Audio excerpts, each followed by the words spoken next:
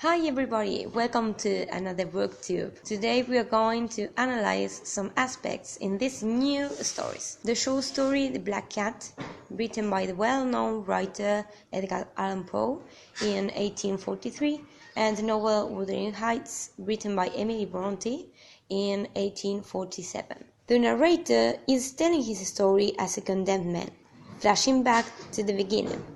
He was a peculiar boy, particularly fond of animals. He married young, and his wife made sure they had many animals, especially one particularly large black cat named Pluto. The narrator confesses that he's an alcoholic, and this made him violent towards everyone, his wife and his pets, but he was able to keep himself from abusing Pluto. One night, in a drunken stupor, the man thinks his cat is avoiding him, and that is why he stabbed one of its eyes with a knife. At first, he is ashamed, but then that feeling of guilty only lasted a short while. Furthermore, he can see how he is always getting in his nerves because of Pluto's presence. In one opportunity, he decided to hang him from a tree. Later that night, the man's entire house burns down. The following day, the narrator visits the ruins of the house and finds on the one standing wall an image of a cat with a rope around its neck. He begins to look for a new cat and finally finds a large black one with a white splotch on its chest. And as well as Pluto, the cat has a missing eye. The bat follows the man home, and then the narrator begins to loathe the animal. The more the narrator avoids the cat, the more he follows him. The spot on his chest begins to resemble a gallows. After that, on the way to the cellar, the cat trips the narrator on the stairs, and he raises an axe to kill him, but fortunately he is stopped by his wife, and in a rage he kills her with the axe instead. The narrator walls his wife up within the wall on the cellar. The cat seems to have fled, and the man sleeps peacefully for the first time in many years. 3 or 4 days pass, and the police finally come to search the premises. The narrator, however, is unbothered because he knows they'll never find his wife. But suddenly, as the police are about to leave the cellar and the premises for good, the narrator takes his cane and raps on the cellar walls to boast about the construction of the house. At the moment, a wailing and screaming comes from behind the plaster. As quick as possible, the police break through the wall and find the wife, along with the black and white cat, who was accidentally welled up with her body. Have you ever hit a dog or cat in your life? Have you ever seen another person mistreating an animal on the street? Unfortunately, there is an overabundance of this kind of people, and I can assure that many of us seem to be uninformed about this delicate matter. To start with, I would say that not even wild animals but also pets need our protection and care. We tend to think of poachers when we hear about violence against these beings. But the reality is that, as we witness in the story The Black Cat, many pet owners hurt these beings, not only causing physical damage, but also abandon them in a corner of their backyard with a rope tied straight in their necks. Another major reason why the common use of animal violence is a part of a very grave behavior is that they receive neglect and abuse because many times people tend to catalyze anger and pain through them, and they cannot defend by themselves. From my view, one of the most important things is to give love to all kinds of animals. This traces back to the relation between the narrator's madness and how he stabs with a knife at Pluto's eye. Every time he loses control, really wants to hurt the poor black animal, which some time ago was his best friend. Opponents of this view claim that human life is not as important as animals, and they should be corrected with physical and emotional punishments in order to take control of their behavior. Despite of the fact that it is true that we have to teach our pets to behave in a well way, we do not need to be cruel and extreme. A heartbeat is the sign of being too much severe and being a person without compassion. Taking everything into account, I believe that the best way to live in this world in peace is not only taking care of humans, but also all kinds of animals. Every day I confirm that their comfortable presence brings us beautiful moments and a very faithful friendship. In 1081, a gentleman from the city, Mr. Lockwood, rents Thrushcross Grange, an estate located deep in the wild English countryside of Yorkshire. He sets out to meet his landlord, Heathcliff, who lives at Wuthering Heights, an estate across the moors. Intrigued by the odd behavior of the residents at Wuthering Heights, who appear to have no respect for social customs, Mr. Lockwood returns to the next day, arriving as it begins to snow.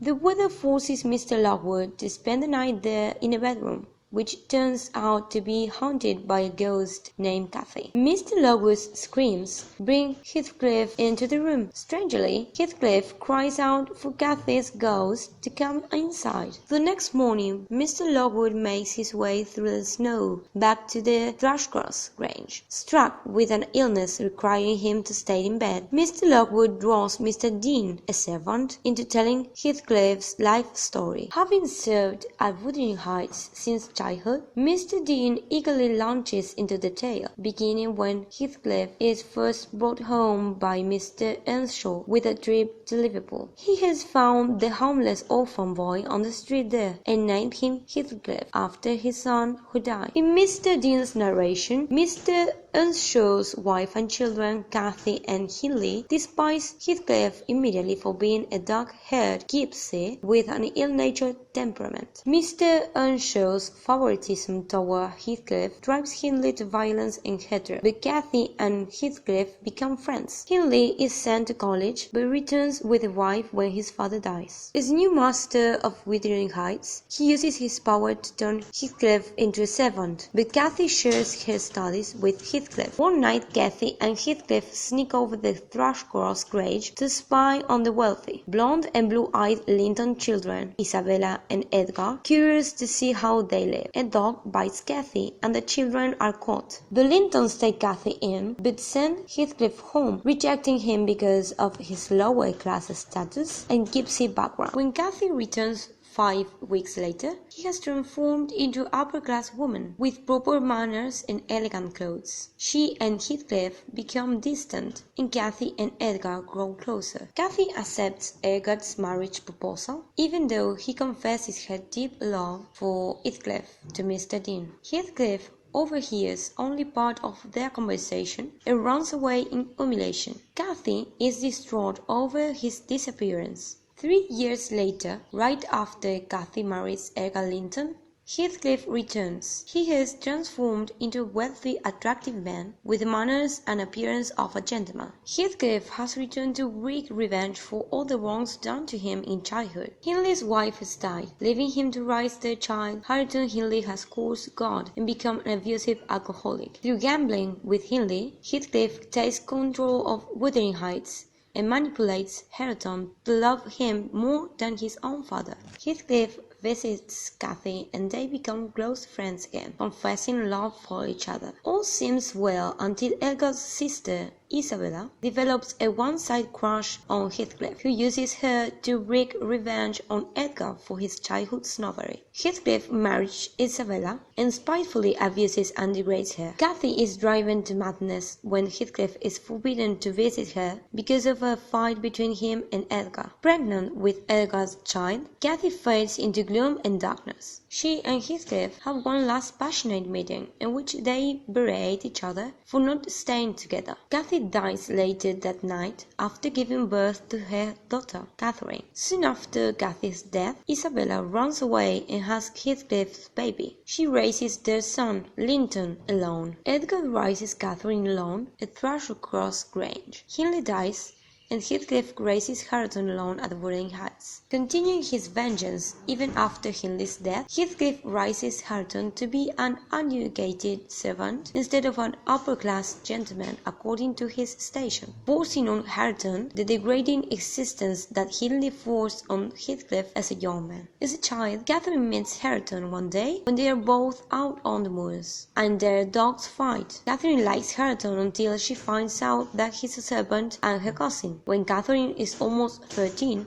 Isabella dies, and Linton comes to live at Thrushcross Grange. But Heathcliff demands to raise his own son and forces Linton to live at Wuthering Heights. Linton is a sickly, pampered child. Heathcliff uses him to gain control of Thrushcross Grange, as Edgar is dying by forcing Linton and Catherine to marry. Soon after their marriage, Catherine nurses Linton as he dies. Afterwards, she and Hareton, whom Catherine has always despised, finally become friends. Haunted by Cathy's memory for 18 years, Heathcliff loses his will to live and declines into an early death. He is found lying beside an open window in his room as the rain pours in. Heathcliff fails to deliver the final blow to make his revenge complete. Catherine and Hareton regain their estates, Thrushcross Grange and Wuthering Heights respectively. As Mr. Lockwood finds out, they are now free, have fallen in love, and plan to marry.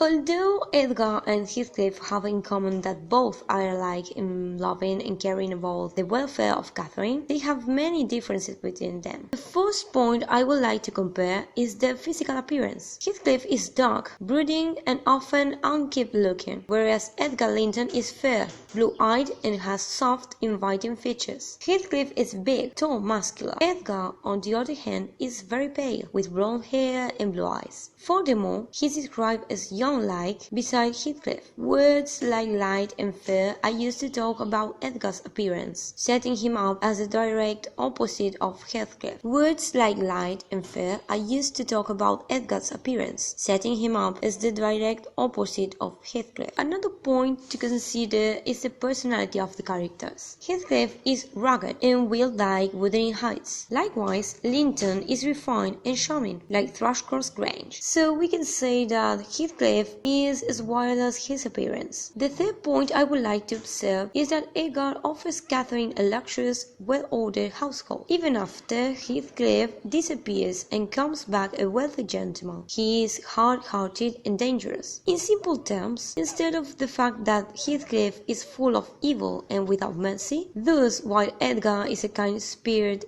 gentleman, yet Catherine loves Heathcliff in a way she can never love Edgar. So this is the whole video, and I really hope this has been useful to you, and see you the next time. Bye bye.